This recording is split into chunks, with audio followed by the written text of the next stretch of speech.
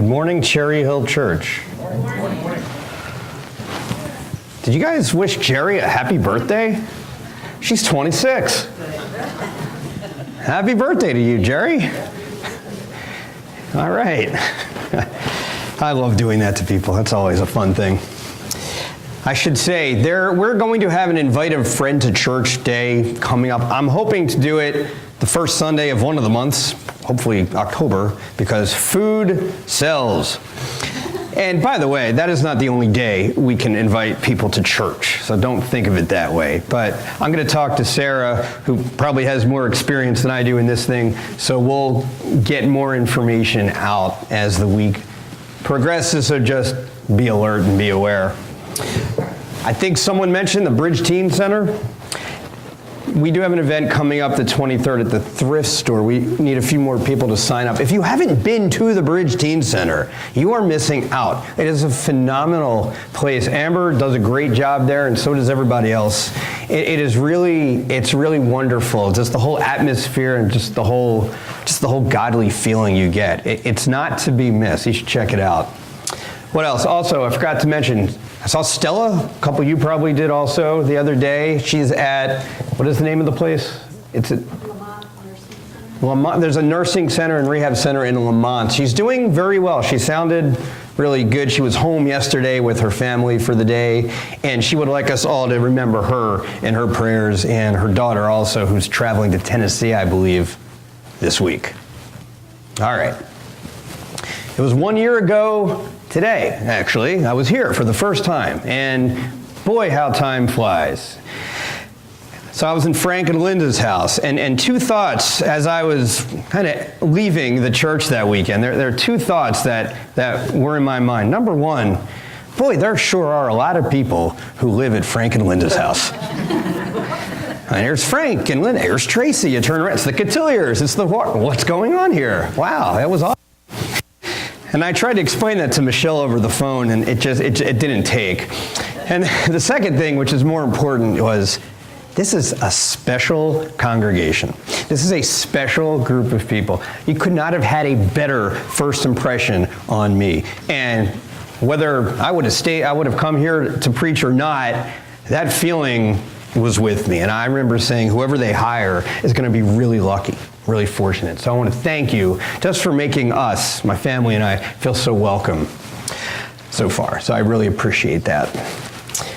So here at this church, we need to have the approach, do we love each other? We need to have the approach of how do we love one another? How do we approach that question? And it seems so simple. Love. I love my dog. I love cereal. It's so easy to love anything.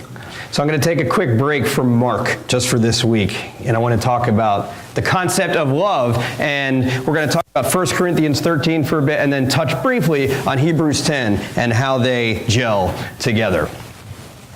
So we talk about love. Abraham Lincoln, another president I'm going to quote, seems to be a theme, says, "It wasn't a great sermon because the preacher didn't ask me to do anything great." I'm not going to ask you to do anything incredibly great or special, or maybe I am, because when it's talking about love and loving the unlovable, loving one another despite our differences, that is a challenge. Love is a simple concept, isn't it? You think love is an easy concept? Well, it's a simple concept for complicated people. Doesn't that make it more challenging, though? When we talk about love, that's the Christian's definition that I'm talking about. I'm not talking about the world. I love my car and I love pizza, and that's all well and good. We're talking about love. It has nothing to do with our feelings. It's not a feeling. Love is defined by an action. It was defined by God's actions through His Son at Calvary. If that's not sacrificial love, if that's not the most excellent way, as Paul would say, then I really don't know what is. Have you seen Mel Gibson's movie, Passion of the Christ? It's pretty violent. It's pretty graphic. It's tough to see some of the scenes. I certainly wouldn't show it to the kids yet. Now, if you're not a believer, if you're not 100% familiar with the love of Christ, and you watch that movie and you see some of those scenes, maybe you're thinking, wow, that's sad. How pathetic. Jesus looks awful, and he's so weak. And I would say, let me stop you right there, friend, because this is not a victim of a tragedy. This is not a weak human being. This is a strong person who chose to be weak for you and for me. Self-sacrificial love. We talk about true love. True love steps in when everybody else is out. True love seeks solutions when every other person, every other inclination in your body wants to live in the problem. Situation is hopeless. I don't want anything to do with it. True love remains steady when everything else has shaken loose. And really, true love requires self-sacrifice.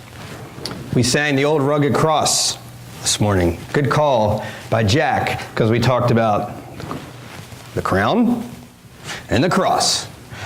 Those are two seminal symbols of our faith, but really seminal signs of the love of Christ. It has nothing to do with what we did, which makes it so confusing for some, but so special for all of us.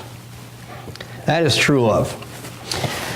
When you love anyone or anything, as C.S. Lewis says, and he's got a whole thing on this I didn't want to put up there, to love at all is to be vulnerable.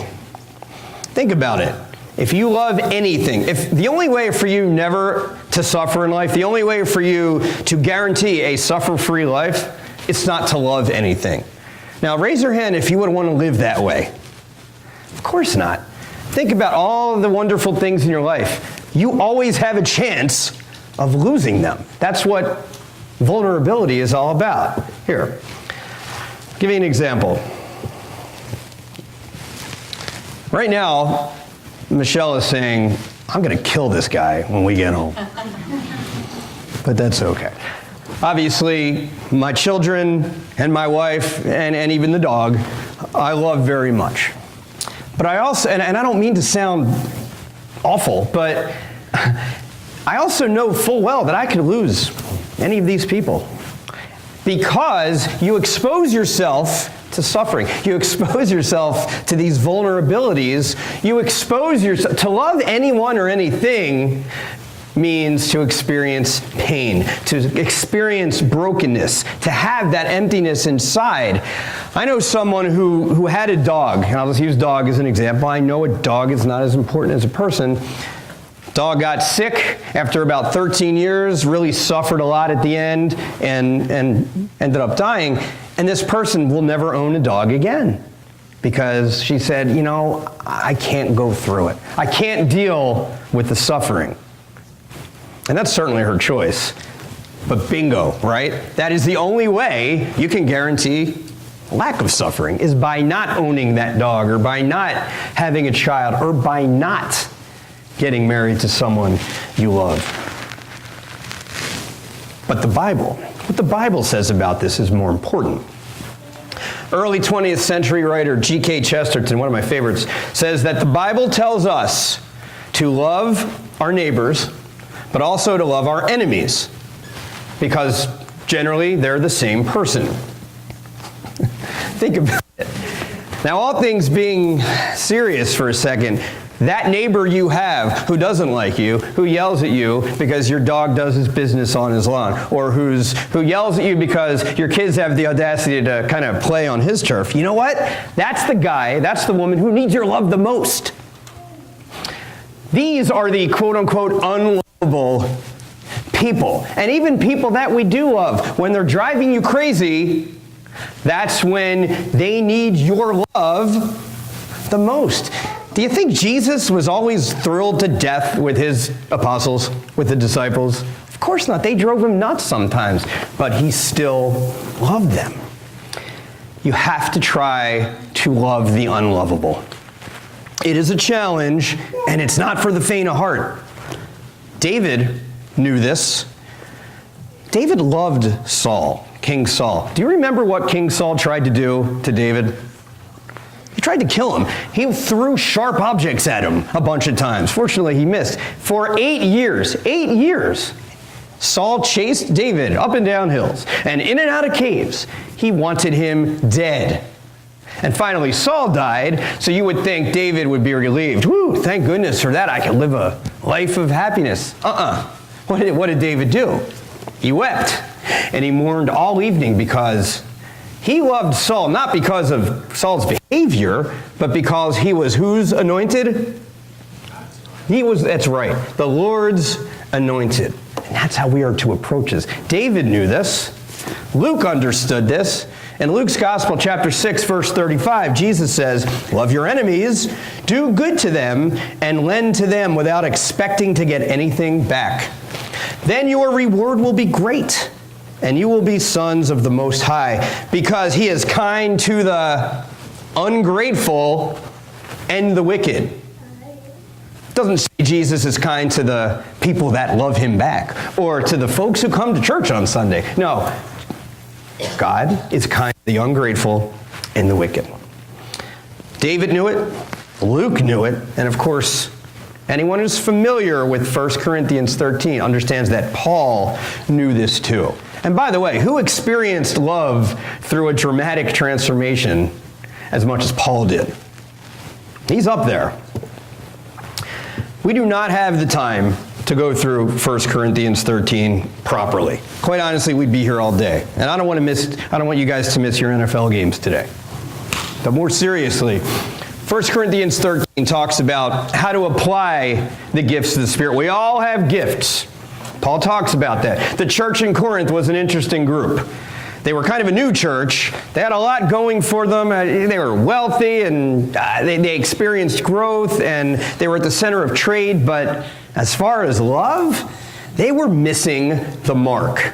So what I want to do, turn to 1 Corinthians 13. Let me just read the first 7 verses. This is 1 Corinthians 13. "If I speak in the tongues of mortals and of angels, but do not have love, I am a noisy gong or a clanging cymbal. And if I have prophetic powers and understand all mysteries and all knowledge, and if I have all faith so as to remove mountains, but do not have love, I am nothing. If I give away all my possessions, and if I hand over my body so that I may boast, but do not have love, I gain nothing. Love is patient. Love is kind. Love is not envious or boastful or arrogant or rude. It does not insist on its own way. It is not irritable or resentful. It does not rejoice in wrongdoing, but rejoices in the truth. It bears all things, believes all things, hopes all things. And here's the key. Endures. Love endures all things. Well, how powerful is that? What he's saying is, you can have all these spiritual gifts, and the church in Corinth had some. Yeah, some of them could speak in tongues. They were fluent in languages. Some of them were prophetic. They could be God's spokespeople. Faith. Now, wait a minute. Maybe you're saying, well, isn't faith and love just kind of the same thing? They're just interchangeable, right? I often think of the Good Samaritan, you know, the Jewish man going from Jerusalem to Jericho, and he gets left for dead. He's attacked, he's left for dead, and you've got the priest, a Jewish priest, walks right by him. Hey, how's it going?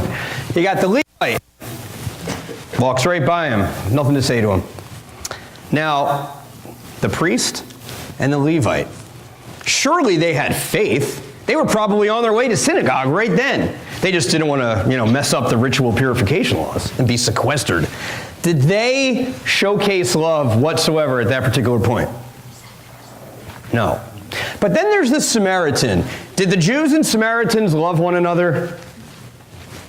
Not at all. But this Samaritan, we don't know anything about him except one thing. He demonstrates love to this dying Jewish man. He ends up saving his life. That is more than just saying, I love my enemies. That is love in action. You can learn a lot from that man.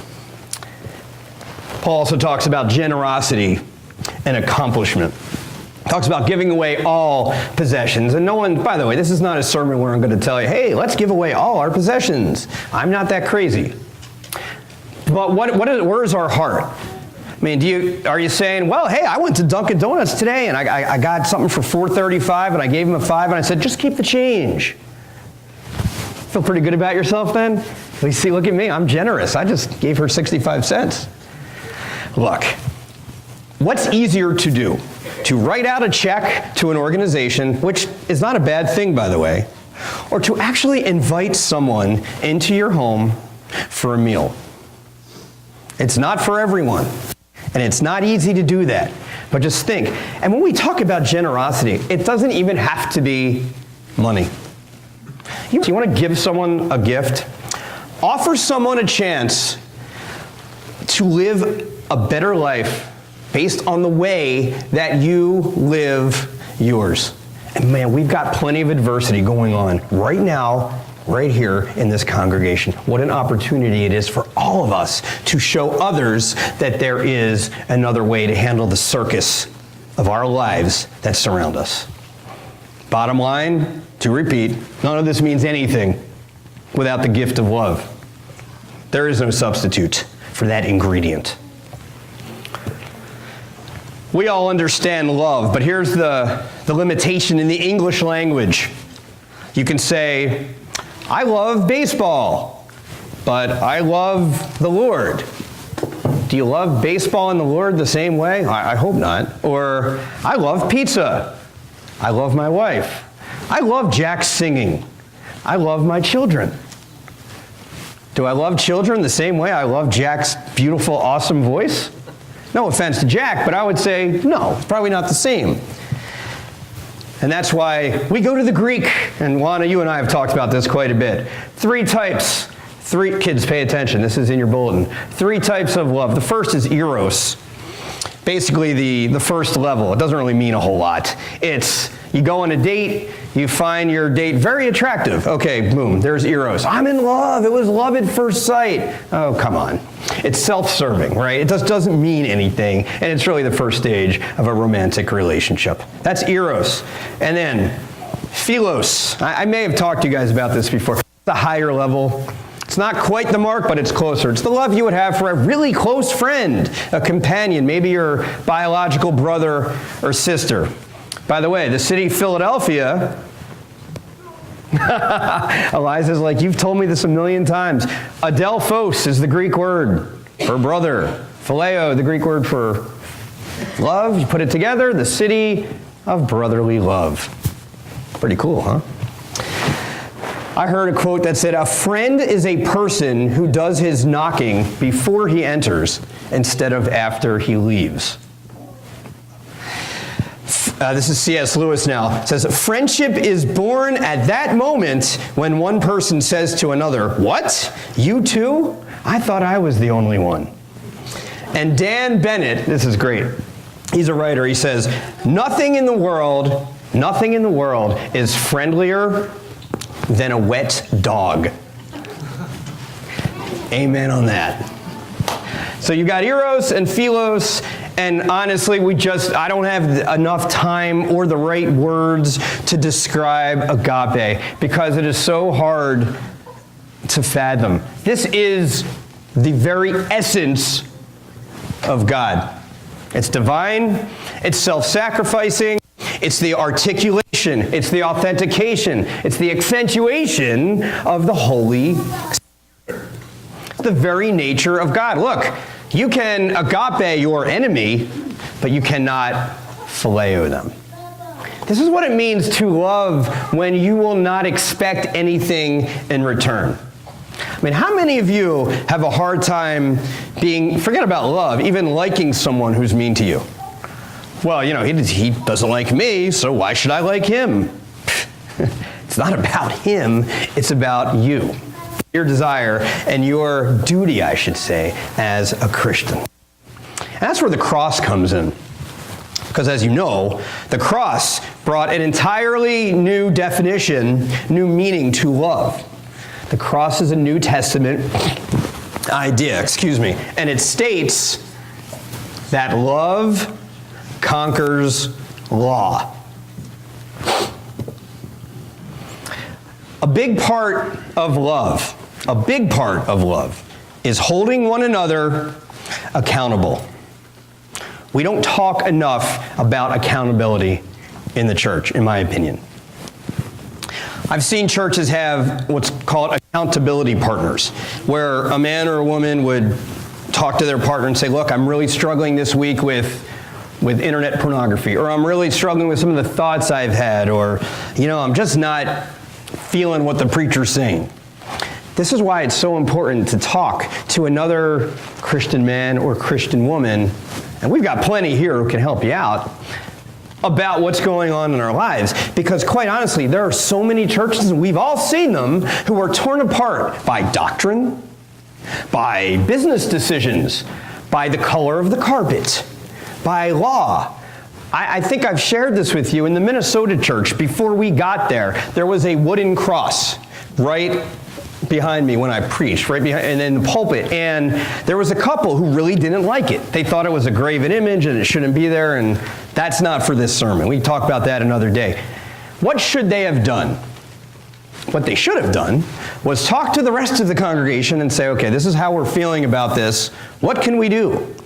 No. Instead, unbeknownst to everybody else, they took a saw and took it down themselves.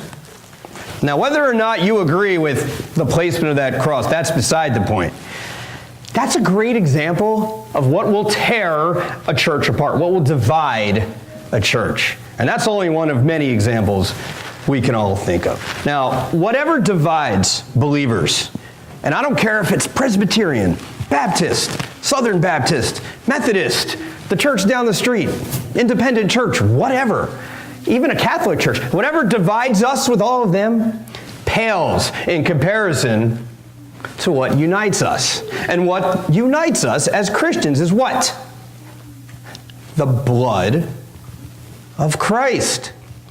Because there is one body, one Spirit, one hope, one Lord, one faith, one baptism, one God and Father of all. Quick background on Hebrews 10:22 through 25. Leading up to this part, the author, and we don't know who the author is, talks about how we are called to persevere in our faith, keep running the race, enter the sanctuary, enter by the blood of Jesus, because his body is for all of us. So I'm going to read this and pay attention to the pronouns. This is Hebrews 10:22 through 25. Let us draw near to God with a sincere heart and with the full assurance that faith brings, having our hearts sprinkled to cleanse us from a guilty conscience, and having our bodies washed with pure water. Let us hold unswervingly to the hope we profess. For he who promised is faithful, and let us consider how we may spur one another on toward love and good deeds, not giving up meeting together as some are in the habit of doing, but encouraging one another. It's not about my salvation. It's not about your salvation. It's about our salvation. One another, us, we hold each other accountable. This is another part of what Paul would say the most excellent way. And this speaks of the entire community, by the way. We don't have to just talk about the people in this church, but there's a wonderful community. Joliet, New Lenox, Mokina, Frankfurt, wherever I missed. Every now and again, there's a police car who just kind of parks out there for a few minutes for whatever reason and then goes on his way. And I've kind of gotten used to it, not a big deal. It was either Friday or Thursday this past week. The police car was out there for 5 minutes, 10 minutes, 20 minutes, and I'm beginning to think, going back in my mind, did I steal something like 20 years ago and now they're finally catching me? Anyway, so I went out. I said, hey, I'm Matt Wolf, the minister here. Is everything okay? And turns out everything was fine. He was just filing a report and texting someone. So I asked him, I said, what would you think if we brought this congregation, and this was a New Lenox police officer, to your police station together and prayed for you as police officers? And he was so touched. He said, that is a great idea. I wish more churches would offer that. And he gave me his card, so now I'm in the process of I'm going to get in touch with, I guess, the administration there. And we could talk about that later, but that's just one way to get involved with the community. Not to promote our Cherry Hill Church of Christ flag. Ooh, maybe we can get written up in the New Lennox Patriot. That's great, but it's not about that. It's about how can I better honor and glorify God. Some of the words in this text, we see sincere heart, full assurance. Do you have that assurance? When you walk in this building, how safe do you feel here? And I don't mean, well, you shouldn't be challenged, because I want to challenge you, and I want to be challenged. You have to feel like you belong here. You have to feel as though this is your home and that this is a safe place for you to be. And I want this to be a safe place for believers, for non-believers, for those who have different sexual orientations than we do, for those of us who have liberal beliefs, conservative beliefs. I don't care. I want this to be a safe place of worship for everyone. And you should want that too. Iron sharpens iron, Proverbs 27:17, but that also goes the other way. In 1 Corinthians 15:33, what does Paul say? Do not be misled. Bad company corrupts good character. Be careful who you surround yourself with. This is a gift, folks, this church. The church building is wonderful, but I mean, the church is a gift.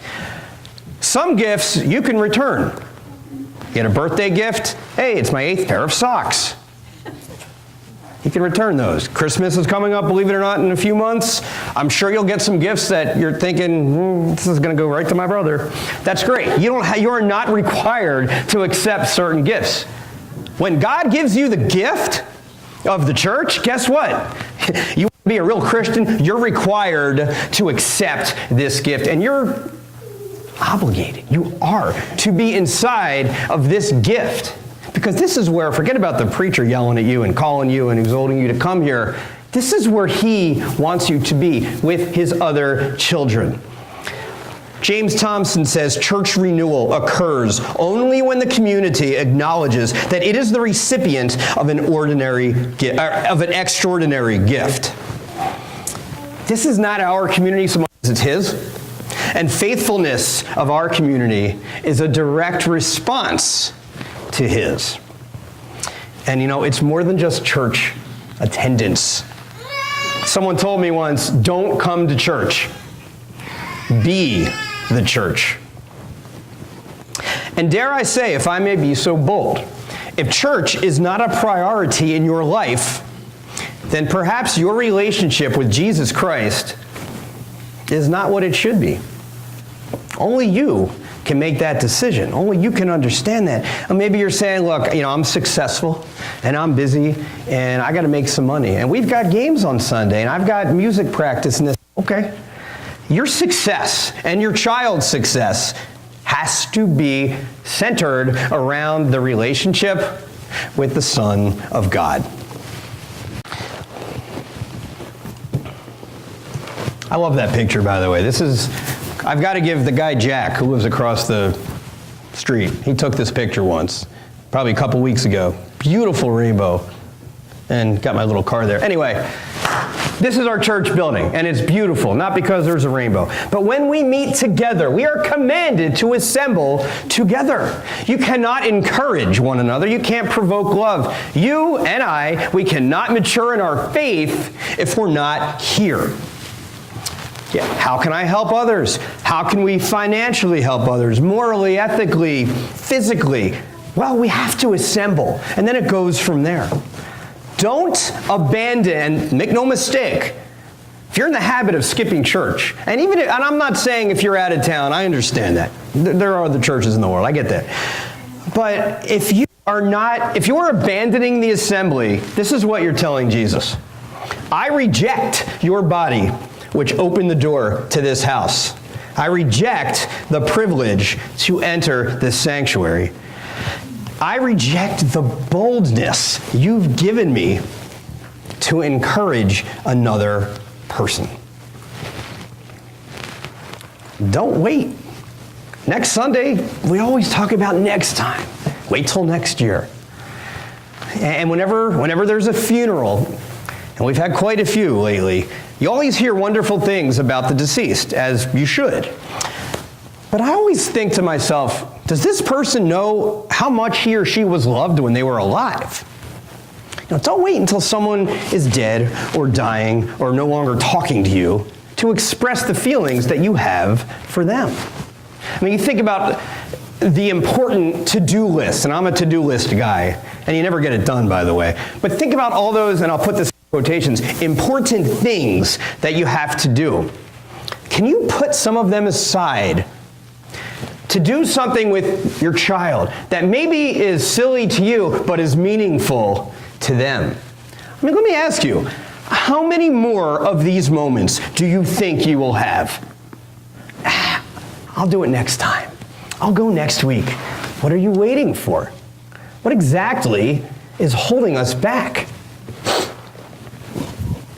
Well, I couldn't end the sermon without a little bit on this. This is a beautiful city of Manhattan, not Illinois, by the way. It's New York. Obviously, 16 years ago tomorrow is the anniversary of the collapse of the towers, where about 3,000 people died in lower Manhattan. So 16 years ago today, which was the 10th, this is what it could have looked like. And this was a Monday. Towers fell on a Tuesday. A common friend is what I'm saying, worked in one of the floors that was a direct hit. Cantor Fitzgerald, I think it's a financial company, and this guy by the name of Josh, I knew him pretty well. He was scheduled to get married Saturday, September 15th, 2001. Both he and his wife-to-be, his fiancée, both worked in the same office building. That day, that Tuesday, she actually stayed home because she had to plan last-minute plans for the wedding. Josh went in saying, I'm going to give one final shift, and then I'll be home to help with the wedding. And you know what happened? I don't need to tell you. I mean, isn't that scary when these things happen? When you say, well, I'll call my mom tomorrow. She knows I love her. I know I'm drinking too much and I'm doing things I shouldn't say, but I'll wait till tomorrow to get my life in order. Or the best, I'm going to wait to get baptized next week. Now, can you imagine? I guarantee you there were people 2 days before the attack, which would have been Sunday the 9th, who had that same decision to make. I could get baptized, but I'll wait. Now, what if some of those people were there that day? You have no idea what can happen in 24 hours. And I don't need to tell you. The images are haunting. There's been a lot of talk about Hurricane Irma, and there should be. It's pretty catastrophic, and we certainly want to pray for those people. But what about the first responders? And I'm not talking about the ones from here, although they were incredibly heroic, and most of them who went in never came out. Take a few moments, you talk about sacrificial love, take a few moments today to pray for police, fire, ambulance, any of the first responders that I'm leaving out. It doesn't have to be in New York City, it doesn't have to be in a big city at all. Think about, they put their lives on the line every day. Now that is true sacrificial love. And this is the love that Jesus commands, doesn't suggest, he commands it of us. John 13, 34 and 35, I give you a new commandment that you love one another. Just as I have loved you, you should also love one another. By this, everyone will know that you are my disciples, if you have love for one another. What kind of love do you think he's talking about? The love that you have for a chocolate bar? I don't think so.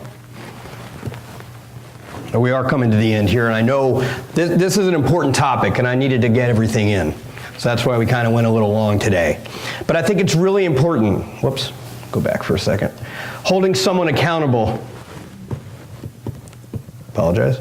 Holding someone accountable, and you need to know this, does not mean that I'm better than you because you messed up and I'm going to tell you about it. Or you have to come report to me. No, that's not the point. Because when you're a confident person, that stems not from who you are, but from what God has given to you. And with that knowledge, you can hold one another accountable. He matures you. There's something called the sanctification process, where you're being made more in his image every single day. Now, let me give you these questions to end with. Feel free to jot them down. I want you to ask yourself this as you leave this building. What do these words mean to me? Am I committed to walking in this most excellent way?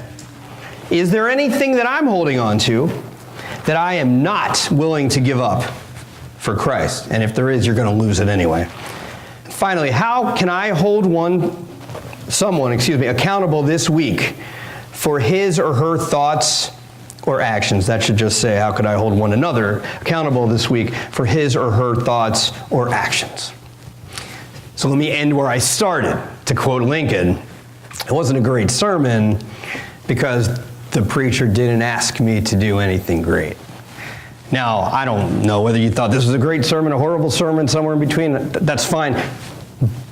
But know this, you are being asked to do something great. I'm asking myself as well, and that is to love one another, more importantly and more difficult, love the unlovable. We have to look after one another, and we have to assemble one another. We have to assemble together. And if you have not yet been baptized, know that heaven is very real, and heaven is being prepared for us as we are being prepared for heaven. It's an amazing gift we have of amazing grace. So I just pray that you grab that love if you need to come forward as we extend that invitation to you. And we'll stand and sing. There's a great day.